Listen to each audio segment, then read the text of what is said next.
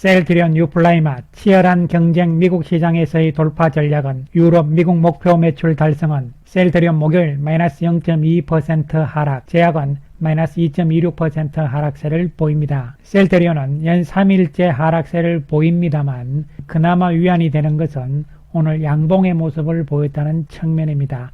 물론 거래량이 감소세를 보여주고 있기 때문에 다시 소강 국면으로 빠져드는 상황으로 해석을 할 수가 있는 것이죠. 이에 따라서 외국인들도 소극적인 모습, 7억의 매도 우위, 기관들은 95억의 매수를 보였습니다. 한편 제약은 상대적으로 낙폭은 큰 모습이긴 합니다. 셀트리온과의 합병이 생각보다는 늦춰질 가능성, 이런 측면이 작용을 하는 것으로 보이는데요. 외국인들은 8억의 매수, 기관들은 2억의 매도를 보인 모습입니다. 두 종목 모두 소강 국면으로 접어드는 상황이죠. 거래량이 다시 감소하기 때문으로 보이는데요.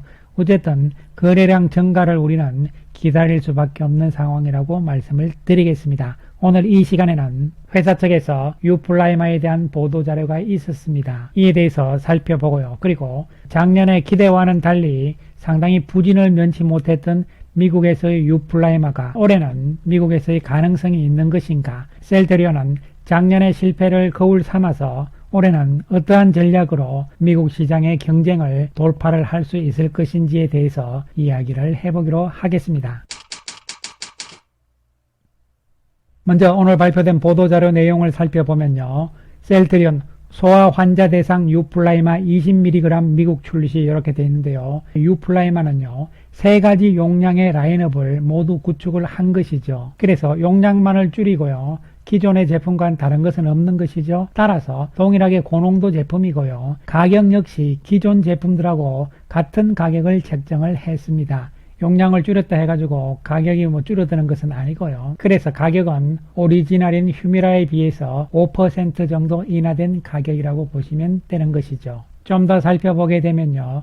이에 따라서 3가지 용량 제형을 갖추었기 때문에 맞춤형 투약이 가능해졌죠. 소아용, 성인용, 그리고 내성이 생겨서 면역성이 강해져서 약효가 잘 안 듣는 사람들한테는 80ml짜리 이렇게 해서 3가지 제형으로 나왔기 때문에요. 아무래도 처방 선호도가 한층 높아질 것이고 이에 따라서 시장의 침투력도 더욱더 강해지는 것이죠. 그리고 또 한 가지 유플라이마의 강점은 상호 교환성입니다. 상호 교환성을 위한 FDA 허가 작업은 지금 진행이 되고 있는 상황이죠. 상호 교환성에 대한 허가는 당초에는 올 연말쯤 이렇게 예상을 했는데요. 이거보다 조금 더 빨라질 가능성이죠. 왜냐하면 미국도 상호 교환성에 대해서는 제도 자체를 없애겠다 이런 분위기로 가고 있기 때문인 것이죠. 상호 교환성에 대한 허가가 추가적으로 나오게 되면요. 더욱더 공격적인 마케팅 전략이 가능하다 이렇게 볼 수 있는 것이죠. 그렇게 해서 시장 전체 규모는요.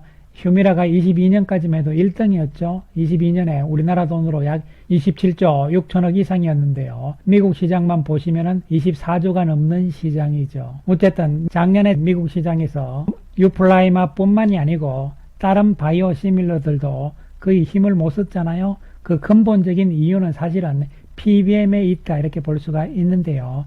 어저께 주총에서 김영기 대표가 이야기를 했듯이요.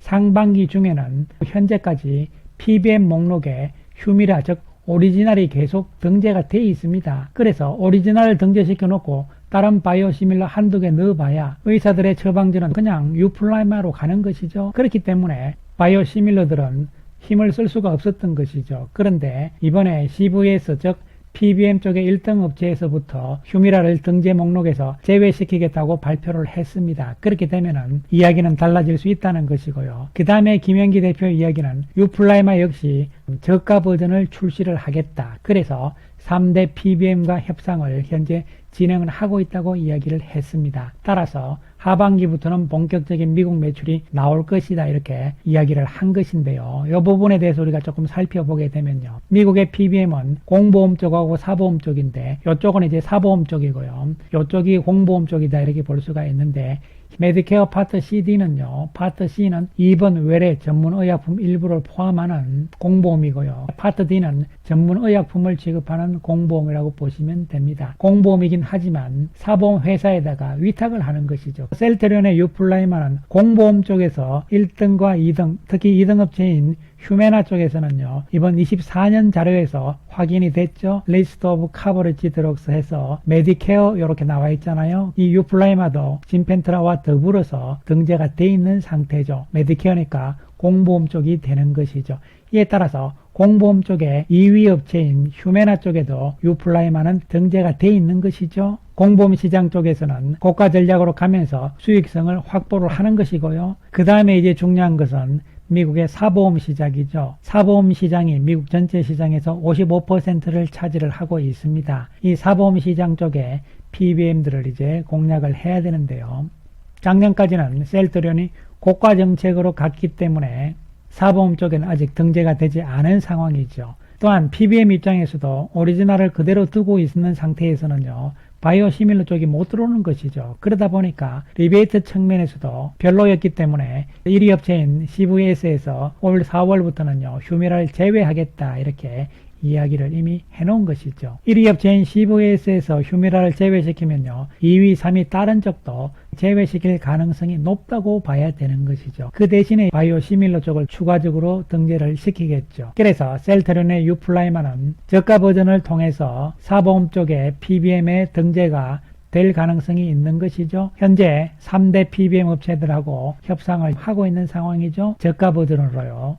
따라서 기존의 공보험 시장은 셀트리온은 고가 버전으로서 수익성을 확보를 하는 것이고요. 그 다음에 사보험 쪽에서는 저가 버전을 통해서 처방 수량을 높임으로 인해 가지고 규모의 경제로 가는 것이죠. 시장 점유율을 높이는 전략으로 가는 것이죠. 3대 PBM 업체들과의 협상이 끝나면서 등재가 시작되는 시점, 이런 부분들이 아마 2분기 내에 가능할 것이라는 전망이고요. 이에 따라서 미국에서의 매출액은 하반기부터는 나올 것이라는 것이 김영기 대표의 어저께의 주총에서의 자신감이었죠.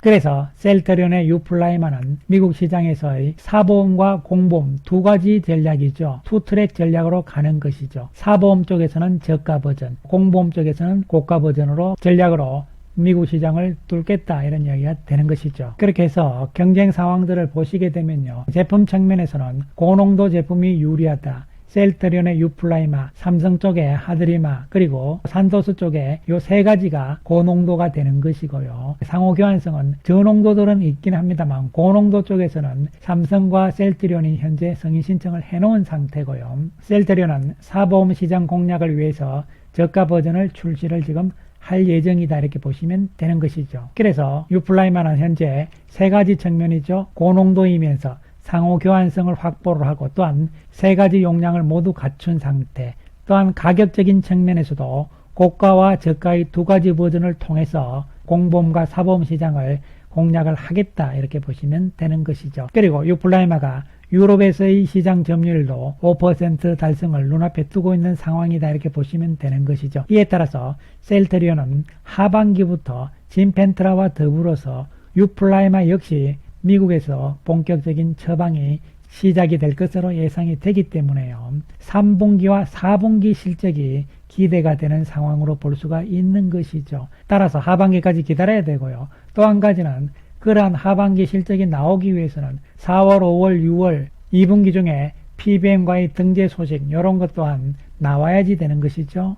3월에 나온 셀트리온의 보고서들 중에서 유플라이마에 대한 매출액을 추정을 보시게 되면요, 평균적으로 3,299억을 예상을 하고 있습니다.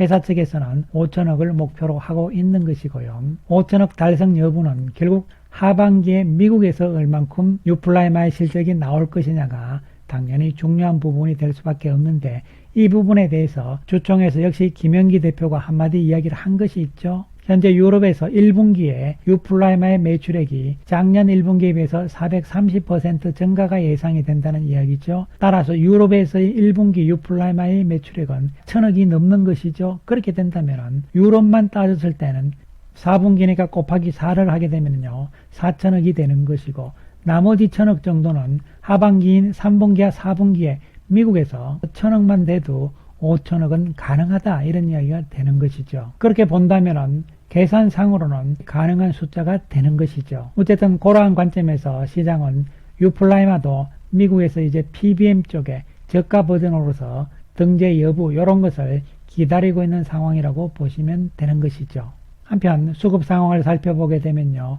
오늘 외국인들이 조금 팔았습니다. 하지만 그 규모가 그렇게 크지 않은 상황이었고요. 최근 연 4일째 매도지만 매도 규모는 그렇게 많은 상황은 아니다 이렇게 볼 수 있는 것이고요. 대신에 기관 투자가들의 매수는 최근 지속되고 있는 상황이죠. 오늘은 연기금의 매수가 많은 모습이었습니다. 따라서 전체적인 거래량이 지금 별로 없는 상황이긴 하지만 수급적인 측면에서는 나쁘게 볼 이유는 없다 이렇게 말씀을 드릴 수가 있는 것이죠. 최근에 주가의 움직임이 완만하게 좀 오름세를 보이다가 주저앉는 모습이 나오긴 했습니다만 그러나 이 박스권 안에서 크게 이탈하지는 않을 것으로 예상이 되는 것이죠. 중요한 것은 거래량이 언제쯤 증가하는가 이런 부분을 우리는 좀 기다릴 수밖에 없는 것이고 또한 하반기에 가서 본격적으로 미국에서의 진펜트라와 그리고 또한 유플라이마의 매출액이 나와준다면 회사에서 제시한 3조 5천억의 매출액도 가능성이 보이는 것이고 실제적으로 현재 시장의 컨센서스를 보시더라도 매출액에 대해서는 올해 3조 4,300억까지 지금 나와 있는 상황이기 때문에 가능성은 있다고 생각을 할 수가 있는 것이죠. 그 핵심은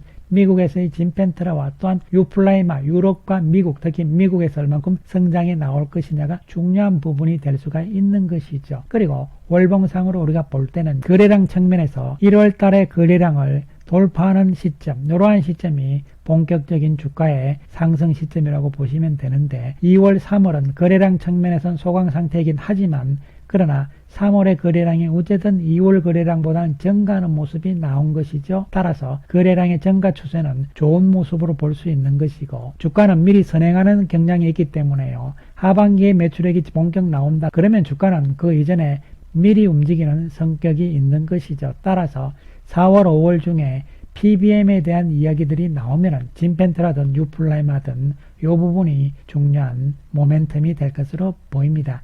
지금은 기다릴 수밖에 없는 상황이라고 말씀을 드리겠습니다. 감사합니다.